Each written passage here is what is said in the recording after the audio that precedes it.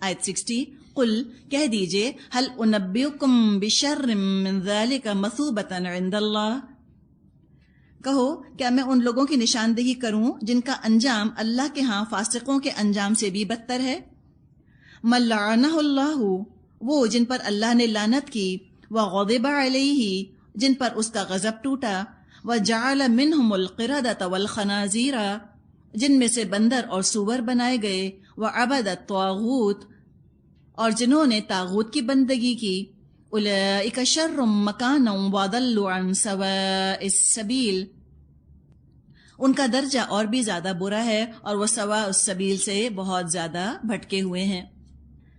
بندروں کا ذکر آیا اور خنازیر کا ذکر آیا، بندر کے ساتھ ہی نقالی کا تصور آتا ہے، نقل کرنے والے۔ یہ چیز بھی اسلام کے اندر پسندیدہ نہیں کہ لوگوں کی نقلیں اتاری جائیں، بندر کی مشابہت ہو جاتی ہے۔ اور مسخ کا عذاب تو ہم پڑھ آئے ہیں قرآن کے اندر کہ ایک قوم کو اللہ نے مسخ کر دیا تھا اور ان کو بندر بنا دیا تھا۔ بندروں میں ایک مارموسیٹ منکی ہوتا ہے، MARMOSET، مارموسیٹ۔ اس میں بچے میں اور ماں کے اندر بانڈنگ نہیں ہوتی، یعنی کہ ان بندروں کے اندر ممتا کا جذبہ نہیں ہوتا، مارموسیٹ منکیز میں۔ ایک اور بندروں کی قسم ہوتی ہے ببونز، جن کو کہا جاتا ہے ببون۔ ان کے اندر باپ کا نہ پتہ ہوتا ہے، نہ اس کی کوئی پہچان ہوتی ہے، کون اس بچے کا باپ ہے کچھ پتہ نہیں ہوتا۔ نر اور مادہ کشش محسوس کرتے ہیں ایک دوسرے میں، لیکن تھوڑی دیر کے لیے، جلدی جلدی وہ اپنے پارٹنرز بدل لیتے ہیں۔ تو بعض دفعہ پوری تہذیب ایسی ہو جاتی ہے نا جس کے اندر یہ صفات آ جاتی ہیں، بندروں جیسی چیزیں آ جاتی ہیں۔ جہاں تک خنازیر کا تعلق ہے، اپنی بے حیائی کے لیے وہ پہچانا جاتا ہے، گندگی سے اس کو زیادہ لگاؤ ہوتا ہے۔ تو قردۃ والخنازیر کہ ان جانوروں کی سی کوالٹیز پیدا ہو جائیں، ان جیسا مائنڈ سیٹ بن جائے انسانوں کا، پوری تہذیبیں جو ہیں وہ بندروں اور سوروں کے کلچر پہ، ان کے طور طریقوں پہ چل پڑیں، یہ بھی تو ایک طرح کا عذاب ہی ہے اللہ کا۔ پچھلے دنوں کچھ ریسنٹ ریسرچ لوگوں نے کی ہے اور کچھ انہوں نے جینیٹک انجینئرنگ کی ہے، جیسے کہ کچھ لوگوں کے آرگنز خراب ہو جاتے ہیں نا، کسی کا دل خراب ہو جاتا ہے یا لیور ٹرانسپلانٹ کی ضرورت پڑتی ہے، اور دوسرے انسانوں کا دل یا دوسرے انسانوں کا جگر نہیں مل رہا ہوتا، تو انہوں نے کہا کہ اب ہم کیا کریں؟ تو انہوں نے اب ایک طریقہ نکالا جس کو زینو ٹرانسپلانٹ کہتے ہیں، ایکس سے شروع ہوتا ہے، زینو ٹرانسپلانٹ۔ اس میں وہ سور کا دل یا سور کا جگر لگا دیتے ہیں انسانوں کے اندر، heart valves, brain cells of pigs in human beings, pancreas بھی لگا دیتے ہیں، بون میرو ٹرانسپلانٹ بھی کر رہے ہیں، لیور ٹرانسپلانٹ بھی کر رہے ہیں۔ جینیٹک انجینئرنگ کے ذریعے وہ پگ آرگنز باقاعدہ ڈیولپ کرتے ہیں جو انسانوں کے اندر ٹرانسپلانٹ ہو سکیں، اس لیے کہ سور وہ جانور ہے جس کے اعضاء انسانی اعضاء سے ملتے جلتے ہیں، لیکن وہ خود کہتے ہیں کہ اس میں خطرات بہت ہیں، بہت سے وائرس، بہت سی بیماریاں ایسی ہیں جو کہ سوروں سے انسانوں کے اندر آ سکتی ہیں۔ سور میں وہ بیماری ہوتی ہے تو دبی رہتی ہے، اس کے لیے مہلک نہیں ہے، خطرناک نہیں ہے۔ انسانوں میں آ جاتی ہے تو انسان کا جو دفاعی نظام ہے، ہیومن امیون سسٹم، وہ ان کو ہینڈل نہیں کر سکتا، تو کچھ انڈسکورڈ وائرس بھی پگس کے اندر پائے جاتے ہیں۔ تو واللہ عالم کیا کیا چیزیں ہیں جو دیکھنی ہے۔ اب سوچیں اگر سور کا دل کسی میں آ جائے یا سور کے برین سیلز دماغ میں چلے جائیں، اللہ جانے انسان کے سوچ پہ، اس کے دماغ پر ان چیزوں کا کیا اثر ہو۔ اور عبدت طاغوت، طاغوت کے بندے، زبان سے تو کوئی نہیں کہتا کہ میں طاغوت کا بندہ ہوں، مراد ہے کہ شیطان کی باتیں ماننا، اس کے طور طریقوں کو اپنا لینا، اس کے احکامات پر عمل کرنا۔ اور شیطان تو حکم دیتا ہے یأمرکم بالسوء والفحشاء، شیطان حکم دیتا ہے برائی کا اور فحاشی کا۔ تو جن میں یہ چیزیں آ گئیں وہ تو سیدھے راستے سے بہت دور چلے گئے۔ آگے فرمایا آیت 61 سے 63، وَإِذَا جَاءُوكُمْ قَالُوا آمَنَّا وَقَدْ دَخَلُوا بِالْكُفْرِ وَهُمْ قَدْ خَرَجُوا بِهِ، جب یہ لوگ تمہارے پاس آتے ہیں تو کہتے ہیں ہم ایمان لائے حالانکہ کفر لیے ہوئے آئے تھے اور کفر ہی لیے ہوئے واپس چلے گئے. واللہ اعلم بما کانوا یکتمون، اور اللہ خوب جانتا ہے جو کچھ کہ یہ دلوں میں چھپائے ہوئے ہیں. مراد ہے کہ ان کا تمہاری مجلسوں میں آنا جانا تمہیں زیادہ پر امید نہ کرے ان یہود کی طرف سے، ان اہل کتاب کی طرف سے، جو اپنے دل میں بغض اور نفاق لے کر آتا ہے. اس کے دل میں ایمان کی جگہ نہیں بچتی. کسی محفل کسی صحبت میں آ کر بیٹھ جانا کافی نہیں ہوتا. اس بات کی علامت نہیں ہے کہ دل میں ایمان ضرور داخل ہو جائے گا. تو چونکہ کفر لے کر آئے تھے، کفر لے کر ہی نکل گئے، ایمان کی جگہ نہ تھی ان کے دلوں میں. وَتَرَى كَثِيرًا مِّنْهُمْ يُسَارِعُونَ فِي الْإِثْمِ وَالْعُدْوَانِ وَأَكْلِهِمُ السُّحْتَ لَبِئْسَ مَا كَانُوا يَعْمَلُونَ. تم دیکھتے ہو ان میں سے بکثرت لوگ گناہ اور ظلم اور زیادتی کے کاموں میں دوڑ دھوپ کرتے پھرتے ہیں اور حرام کے مال کھاتے ہیں. بہت بری حرکات ہیں جو یہ کر رہے ہیں. سحت ہر ناجائز آمدنی کو کہا جاتا ہے، چاہے وہ رشوت ہو یا سود ہو یا کوئی چوری کا مال، جو بھی چیز. رشوت اور سود کے لیے زیادہ تر لفظ سحت آتا ہے. لولا ينهاهم الربانيون والأحبار عن قولهم الإثم وأكلهم السحت لبئس ما كانوا يصنعون. کیوں ان کے علماء اور مشائخ انہیں گناہ پر زبان کھولنے اور حرام کھانے سے نہیں روکتے؟ یقیناً بہت برا کارنامہ زندگی ہے جو وہ تیار کر رہے ہیں. یصنعون کا آپ دیکھیے لفظ آیا ہے یہاں پر. لوگوں کے لیے لفظ آیا تھا ما کانوا یعملون، لوگ جو عمل کر رہے ہیں بہت برا کر رہے ہیں. اور احبار اور ربانیون کے لیے لفظ آیا یصنعون، جو یہ بڑی محنت سے بنا رہے ہیں. کیا بناتے ہیں احبار اور ربانی؟ لوگوں کو راضی کرنے کے لیے جس طرح تحریفات کر دیتے ہیں تعلیمات میں، ٹیلر میڈ کر دیتے ہیں دین کو لوگوں کے لیے. کہا کہ بہت برا کام ہے جو یہ کر رہے ہیں. صنعت کے ساتھ بڑے انڈسٹریسلی لیبرسلی جو کام کر رہے ہیں، محنت اور صلاحیت لگا کر، عقل لگا کر جو یہ تحریفات کر رہے ہیں، یہ اچھا نہیں کر رہے. یہ جانتے ہیں کہ ہم غلط کر رہے ہیں پھر بھی کرتے ہیں.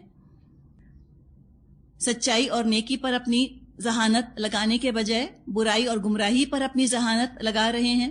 محنتوں کا رخ ان کا کہیں اور ہو گیا. تو یہاں ذمہ داری بتائی گئی ہے احبار کی اور ربانیوں کی، اللہ والوں کی، چاہے وہ مبلغ ہوں یا وہ فقیہ ہوں. ان کو چاہیے کہ وہ لوگوں کو راہ راست دکھائیں.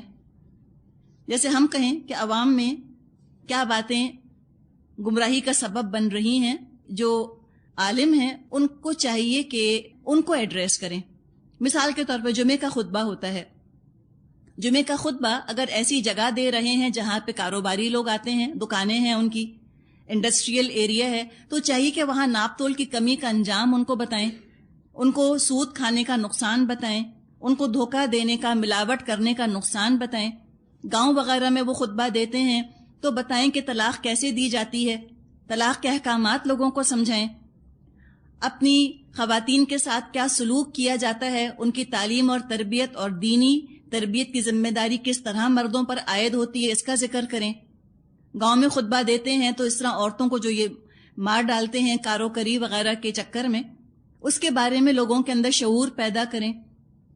بیٹیوں کی عزت کرنا سکھائیں. یہ ساری چیزیں بتانے کی ہیں نا، علماء کا کام ہے. یہ بتائیں کہ بھئی شادی میں بیٹے کی مرضی بھی پوچھنی ہے، بیٹی کی مرضی بھی پوچھنی ہے. اس طرح کی باتیں کر سکتے ہیں.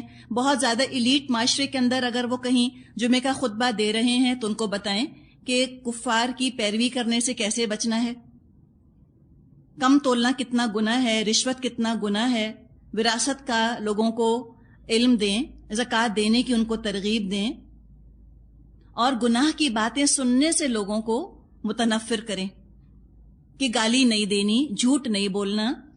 یہ ہے نا قولہم الاثم، کہ لوگ جو گندی باتیں کرتے ہیں، جھوٹی قسمیں کھاتے ہیں، اس سے ان کو چاہیے کہ لوگوں کو روکیں. گالیاں دینے سے، غیبت کرنے سے، فحش باتوں سے، ان چیزوں سے لوگوں کو متنفر کریں. اور اگر وہ یہ کام نہیں کریں گے تو اللہ کا غضب تو پھر بھڑکے گا.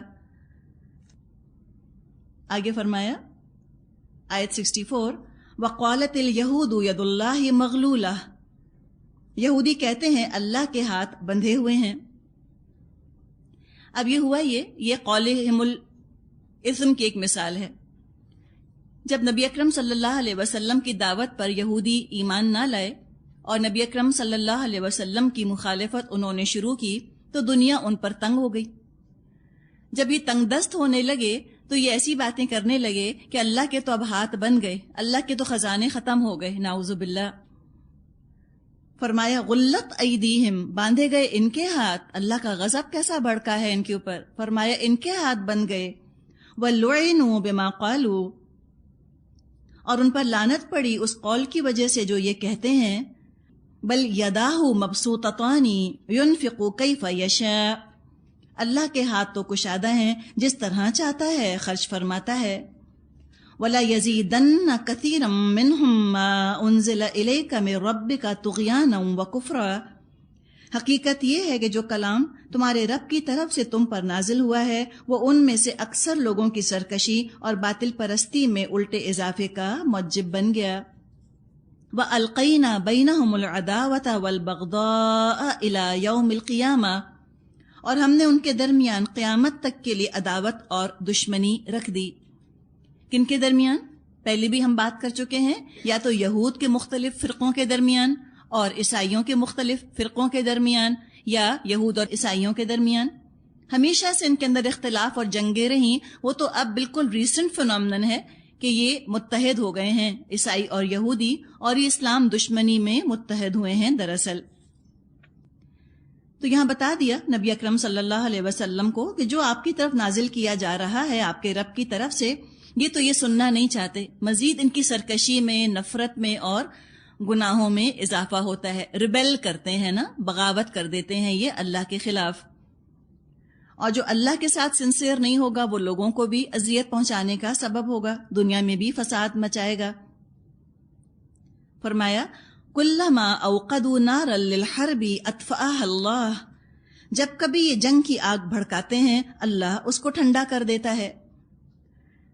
یہ تو فساد ہی کرنا چاہتے ہیں، کتنی دفعہ کامیاب بھی ہوتے ہیں اور کتنی دفعہ اللہ ان کی کوششوں کو اپنے فضل سے کامیاب نہیں ہونے دیتا۔ وَيَسْعَوْنَ فِي الْأَرْضِ فَسَادًا، اور یہ زمین میں فساد پھیلانے کی کوشش کرتے ہیں۔ وَاللَّهُ لَا يُحِبُّ الْمُفْسِدِينَ، مگر اللہ فساد برپا کرنے والوں کو ہرگز پسند نہیں کرتا۔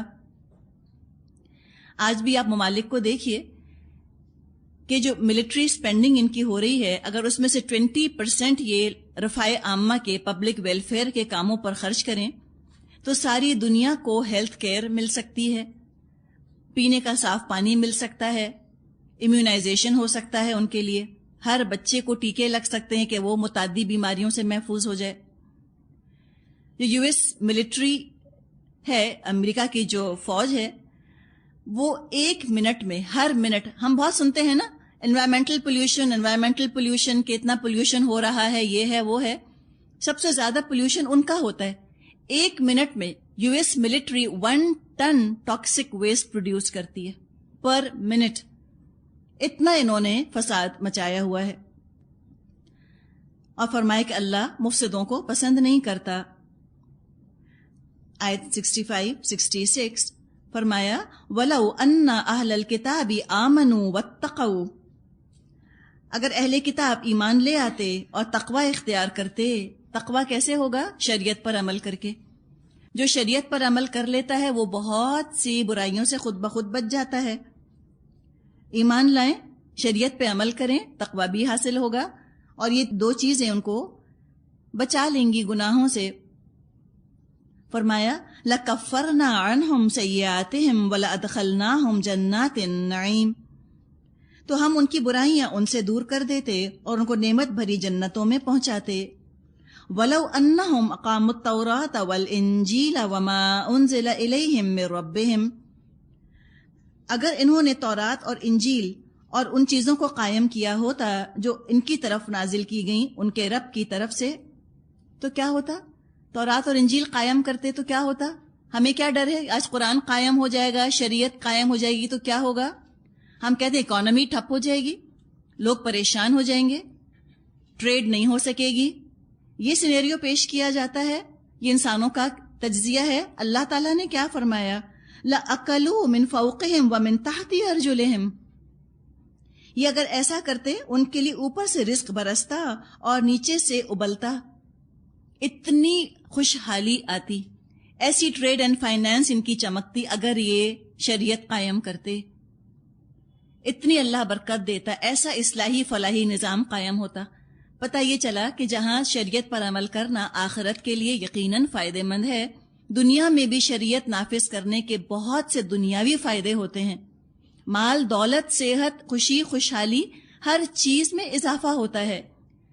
ہم یہ سمجھتے ہیں کہ اسلام کا مطلب ہے کہ دولت نہ ہو، بالکل وہ تو فیلڈ سسٹم ہو گیا نا، وہ تو فیلڈ سٹیٹ ہے ایک طرح سے. اسلامک سٹیٹ اس کا مطلب ہے. اسلامی حکومت کے پاس پیسہ نہیں ہوگا تو وہ کامیاب کیسے ہوگی؟ اور یہ کیسے ہو سکتا ہے کہ اسلامی حکومت کے پاس پیسہ ہو لیکن لوگ سارے غریب ہوں؟ ناممکن ہے. لوگوں کے پاس پیسہ ہوتا ہے، عوام پیسے والے ہوتے ہیں تو حکومت پیسے والی ہوتی ہے نا، پھر حکومت ویلفیئر سٹیٹ بنتی ہے. آپ دیکھیں مال غنیمت میں سے 4 حصے لوگوں میں تقسیم کیے جاتے ہیں اور 1 حصہ حکومت کے پاس جاتا ہے. تو لوگوں کے اندر ویلتھ ہوتی ہے، حکومت کے پاس ویلتھ ہوتی ہے، اور وہ سب جب شریعت کے دائرے میں کام کر رہے ہوتے ہیں، عوام اور حکام دونوں، عوام بھی اور حکومت بھی، تو فلاح ہی فلاح ہوتی ہے، بہت خوشحالی آئے گی. یہ اللہ کا وعدہ ہے کہ اگر انہوں نے تورات انجیل قائم کی ہوتی تو خوشحالی ہی خوشحالی ہوتی، دنیا کشادہ اور وسیع ہو جاتی، خواہشات ان کی پوری ہوتی اور گناہ بھی نہ ہوتا. دونوں ہی فائدے تھے. فرمایا منہم امت مقتصد وکثیر منہم ساء ما یعملون. اگرچہ ان میں سے کچھ لوگ راست رو بھی ہیں لیکن ان کی اکثریت سخت بد عمل ہے. اکثریت کے بارے میں فرما دیا کہ یہ عمل کرنے والے نہیں ہیں، اس لیے کہ ایمان نہیں ہے نا، یقین ہی نہیں آتا ان کو کہ جو اللہ تعالیٰ نے فرمایا ہے وہ درست ہی فرمایا ہے. والآخر دعوانا ان الحمد للہ رب العالمین. سبحانک اللہم وبحمدک نشہد ان لا الہ الا انت نستغفرک ونتوب الیک. السلام علیکم ورحمۃ اللہ وبرکاتہ.